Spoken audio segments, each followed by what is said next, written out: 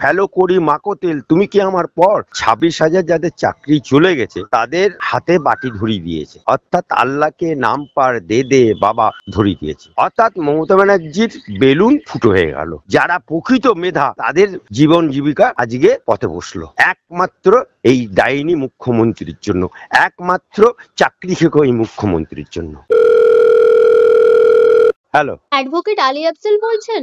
হ্যাঁ, অ্যাডভোকেট আলী আফজল চাঁদ বলছি। হ্যাঁ, আমি ভাগ্যশ্রী, নিউজ বাংলা থেকে। হ্যাঁ বলুন। স্যার, কালকে যে মুখ্যমন্ত্রী মমতা বন্দ্যোপাধ্যায় বললেন সংবাদ মাধ্যমের কাছে যে নতুন করে আবার পরীক্ষা দেবে, সেটার বিজ্ঞপ্তি জারি করা হবে 30শে মের মধ্যে, কি বলবেন এই প্রসঙ্গে আপনি? দেখুন, আমরা প্রথম থেকেই বলে এসেছি যে 26,000 যাদের চাকরি চলে গেছে তাদের হাতে বাটি ধরিয়ে দিয়েছে, অর্থাৎ আল্লাহকে নাম পার দে দে বাবা ধরিয়ে দিয়েছে। এবং মুখ্যমন্ত্রী এতদিন পর্যন্ত যে ভরংটা করছিলেন যে কারুর চাকরি যাবে না, কারুর চাকরি যাবে না, আমি থাকতে কারুর চাকরি যাবে না, এই যে ভরংটা করছিলেন এটা সম্পূর্ণ বেলুনের মতো কালকে ফুটো হয়ে গেছে। এই জায়গাতে যারা কর্মরত ছিল ভেজাল আর ফ্রেশ, এটা এরা রিভিশন করতে পারেনি বলেই আজকেই 26,000 ছেলের চাকরি পথে বসলো। নতুন করে পরীক্ষা, ধরুন যে কোনো লোকই নতুন করে পরীক্ষা দেবে, আবার যারা চাকরিরত ছিল তারাও পরীক্ষা দেবে, মেধার ভিত্তিতে তাদেরকে নিতে হবে। এখানেও দেখতে হবে যে মেধার ভিত্তিতে যে নিয়োগ, সেখানেও আবার আগেকার মতো কোনো গরমিল করবে কি না, আবার মুড়ি আর মিছরি একসাথে করবে কি না, যদি করে আবার মামলা হবে। কিন্তু এই যে নতুন করে নিয়োগ, অর্থাৎ চাকরি যারা করতো তারা আবার নতুন প্রার্থীদের সাথে তাদেরকে পরীক্ষায় বসতে হবে এবং তাদের কোনো গ্রেস মার্ক বা ইত্যাদি ইত্যাদি দিতে পারবে না এবং একজন ফ্রেশ ক্যান্ডিডেট হিসেবে তাদেরকে পরীক্ষা দিতে হবে। অর্থাৎ যারা চাকরি করতো তারা এবং যারা নতুন করে অ্যাপ্লিকেশন করবে তারা ইকুয়াল হয়ে গেল। অর্থাৎ মমতা ব্যানার্জির বেলুন ফুটো হয়ে গেল এবং মমতা ব্যানার্জি যে ঢপলা দিয়ে ঢপের চপ ভাজছিল এতদিন পর্যন্ত, এটা বাংলার মানুষের কাছে এবং চাকরি যারা করতো তাদের কাছে ক্লিয়ার হয়ে গেল। উনি এখনো বলছেন যে ওনারা চান যে চাকরি হারারা প্রত্যেকে চাকরি ফিরে পাক। হ্যাঁ, চাকরি ফিরে পাক। উনি 26 সালের ইলেকশনটাকে সামনে রেখে কথা বলছেন। তা চাকরি ফিরে পেতে গেলে তো তোমাকে পরীক্ষা নিতে হবে, পরীক্ষা নিতে গেলে মেধা ভিত্তিতে পাশ করতে হবে, পাশ করলে তারপরে তো তারা চাকরি পাবে। আর যদি তারা ফেল করে তাহলে চাকরি কি করে পাবে? তাহলে আবার মুড়ি মিছরি এক করবে। সুতরাং এই যে কথাটা বলছে এটা পুরোপুরি ঢপের চপ। উনি এটাও বলছেন যে আমি চাকরি খাইনি, চাকরি খেয়েছে সুপ্রিম কোর্ট। চাকরি না খেয়েছে সুপ্রিম কোর্ট, না খেয়েছে আমার হাইকোর্ট। যদি খেয়ে থাকে সেটা মমতা ব্যানার্জি খেয়েছে। কারণ এই কারণে বলছি, মমতা ব্যানার্জি সাদা খাতা জমা দিয়ে চাকরি দিতে কে বলেছিল? যদি তাই হতো, যদি মমতা ব্যানার্জি যদি সততার প্রতীক হতো, তাহলে আজকে সততার প্রতীকটা লিখতে পারছে না কেন? আজকে ওনার শিক্ষামন্ত্রী জেল খাটছে কেন? আজকে বড়ুয়ার এমএলএ জেল খাটলো কেন? আজকে ওনার দলের যুব সভাপতি কুন্তল জেল খাটলো কেন? আজকে উনি ফ্রেশ আর নন ফ্রেশ আলাদা করতে পারলেন না কেন? এই কারণেই তো চাকরি গেল সুপ্রিম কোর্টের আদেশে।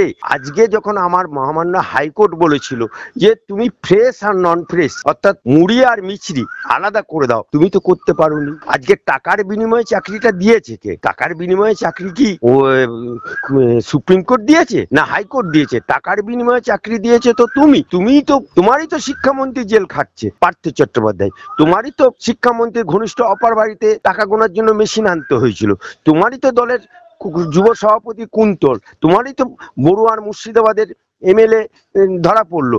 আজকে এই টাকাগুলো নিয়েছিল 15 লাখ টাকা, 20 লাখ টাকা, ফেলো করি মাকো তেল তুমি কি আমার পর, সবারই চাকরি দিয়ে দেবো টাকার বিনিময়ে।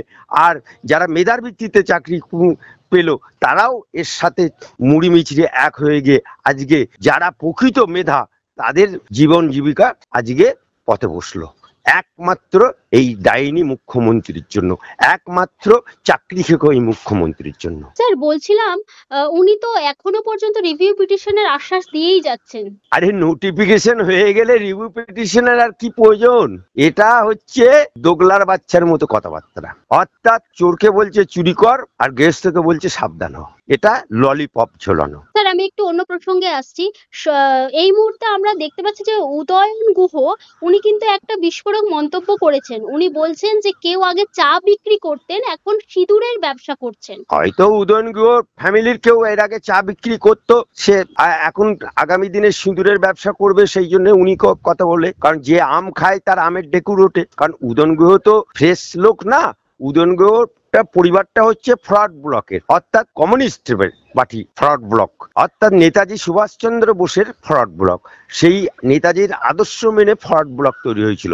ফ্রড ব্লক বামফ্রন্টের একটা অংশ ছিল, এবং এই উদয়ন গুহ থেকে উদয়নের বাপ পর্যন্ত ফ্রড ব্লকের বামফ্রন্টের আমলে মন্ত্রীর স্বাদ পেয়েছিলেন। তারা আজকে, আমরা এটুকু জানতাম যে যারা বামফ্রন্ট করে তাদের একটা নীতি আদর্শ থাকে, তারা কোনোদিনই পরিবর্তন হয় না। কিন্তু এই তৃণমূল আসার পর দেখলাম বামফ্রন্টের নীতি, বামফ্রন্টের আদর্শ, কার্ল মার্কসের আদর্শ, সমস্ত আদর্শ জলাঞ্জলি দিয়ে আজকে রেজ্জাক মোল্লা তিনিও পরিবর্তন করেছে, শওকত মোল্লা তিনিও পরিবর্তন করেছে, দোলা সেন তিনিও পরিবর্তন করেছে, আর উদয়ন গুহ ফরওয়ার্ড ব্লক থেকে পাল্টু মাল সেও করেছে। অতএব এই সমস্ত নীতি আদর্শহীন পাল্টু লোকেদের কথা বাংলার মানুষ বিশ্বাস করে না। স্যার, অনেক ধন্যবাদ আপনাকে আমাদের সঙ্গে থাকার জন্য।